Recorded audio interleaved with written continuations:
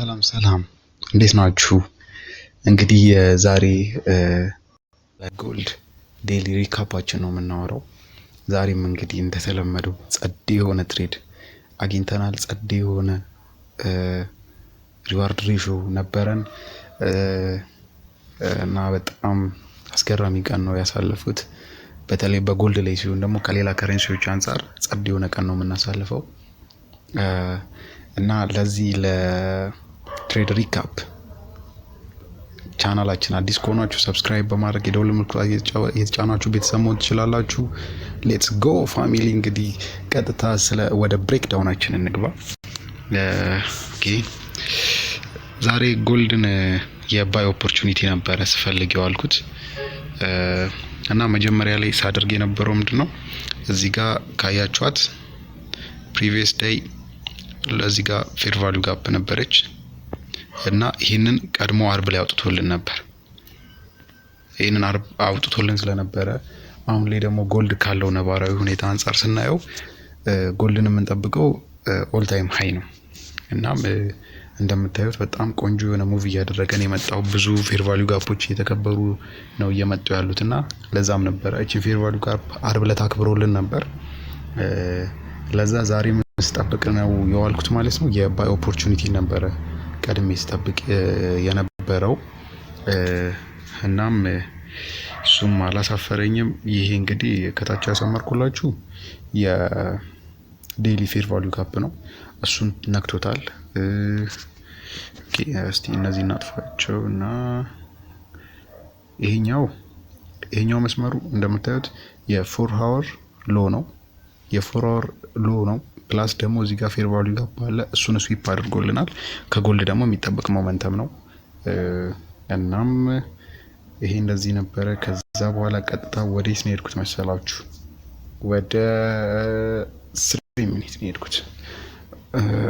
ጎልድ ኦፖርቹኒቲዎችን አናጣበትም። 3 ሚኒት ሞር 1 ሚኒት ምናምን ነገር እና እነሱን ኦፖርቹኒቲዎች ለመያዝ ወደዛ ነው መሄደው። እኔ 3 ሚኒትን እና 1 ሚኒትን የበለጠ እጠቀማለሁ። 3 ሚኒት እና 1 ሚኒትን የምጠቀምበትን ምክንያት በቪዲዮ መጨረሻ ላይ ያሳያችኋለሁ። እነዚህን እናጥፋቸው ሞር በደንብ ለማሳየት ያክል። ኦኬ የጎልድ 3 ሚኒት ቻርት ነው እና ምን ስጠብቅና ምን እንደተፈጠረ ላሳያችሁ። እሺ ይሄ ሎኑ ተወስዷል ብያችኋለሁ ቅድም። እዚህ ጋር እንደምታዩት ኤዥያን ሊኩዊዲቲ ላሳያችሁ። ይሄውና ኤዥያን ሃይ ኤዥያን ሎ ነው ይሄኛው። ይሄ የኤዥያን ሎ ነው። የኤዥያን ሎ እንደምታዩት ያው በአግባቡ ነው ስዊፕ ያደረጋት ይታል።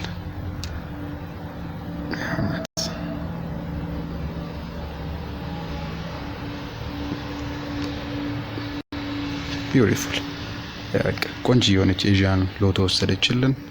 ከዛ በኋላ ምን ስጠብቅ ነበረ? ኤዥያን ሎ እንደዚህ ከተወሰደ 3 ሚኒት ብዙ ጊዜ 3 ሚኒት እና 1 ሚኒት ጸዴ ነው። እሱን እንዳልኳችሁ በትዕግስት እስከ መጨረሻው ድረስ ጠብቁኝ፣ አሳያችኋለሁ፣ እነግራችኋለሁ ለምን 3 ሚኒትን እና 1 ሚኒትን ለምን እንደምጠቀም እና በቪዲዮ መጨረሻ ስቶፕ ሎሴ ለምን እንደዛ ያን የምታክል ታይት እንደሆነች በጣም ትንሽ የስቶፕ ሎስ ለምን እንደምጠቀም እሱንም በደንብ እነግራችኋለሁ። እስከ ቪዲዮ መጨረሻ አብራችሁን ቆዩ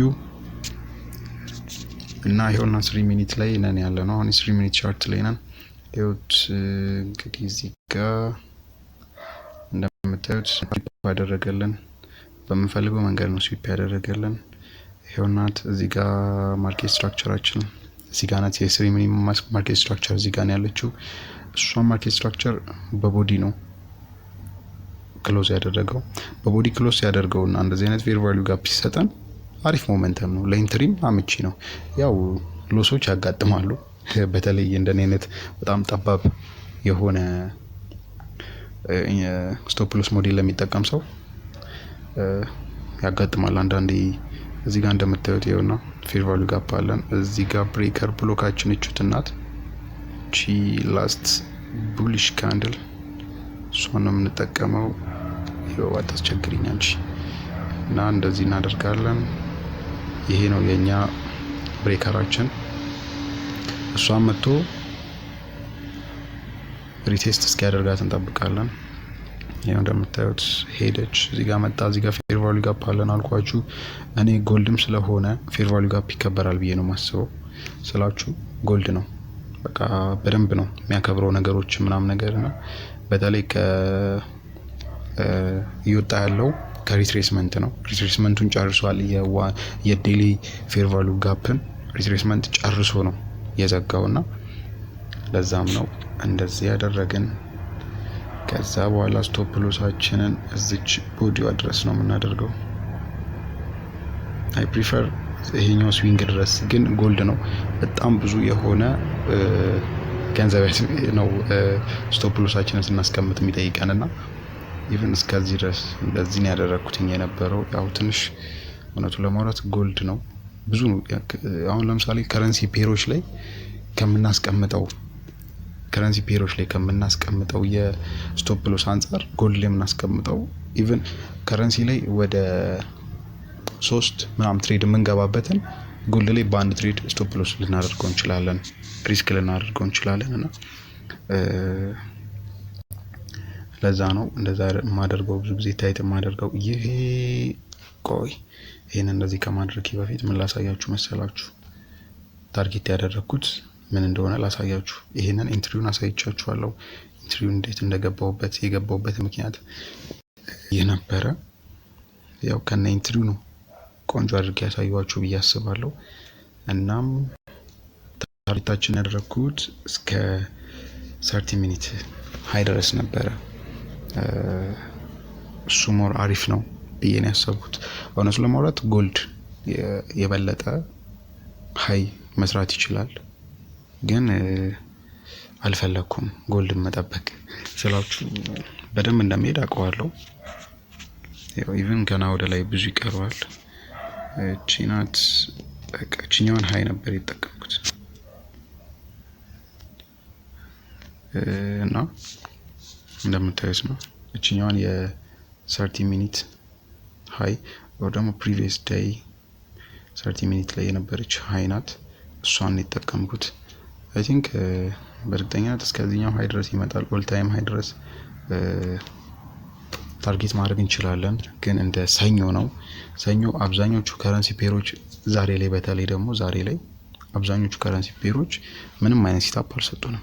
በቃ ኮንሶሊዴት ሲያደርጉ ነው የዋሉት ማለት ይቻላል። ሙሉ ቀኑን ኮንሶሊዴት ሲያደርጉ ነበረ እና ዛሬ ፋሚሊ ጋይስ ይወት እናታችሁ ምን አይነት ቆንጆ የሆነች በቃ አልተቻልንም ነው የምላችሁ። አልተቻልንም ሰሞኑን እቺ የመሰለች ትሬድ በሰኞ ቀን ተገኝቷል። ያውም ጎልድ ላይ በቃ ኒውዮርክ ላይ ለንደን ላይ ነው የጨረስነው ሁሉንም እና የበለጠ ታርጌት እና ማድረግ እንችል ነበር። ነገር ግን እኛ በዚህ ወተናል። አሁን ስለ ስቶፕ ሎስ አጀስትመንት ነው መነግራችሁና ብዙ ልጆች እየጠየቁኝ ነው ስለ ስቶፕ ሎስ ለምንድን ነው እንደዚህ በጣም ስቶፕ ሎስ ታይት የሆነበት ምክንያት ምናምን ነገር እያሉኝ ነውና ስቶፕ ሎስ ታይት ያደረጉበት ምክንያት ዋናው ነገር ስለተጠና ነው። ማለትም የተጠና ስቶፕ ሎስ ነው።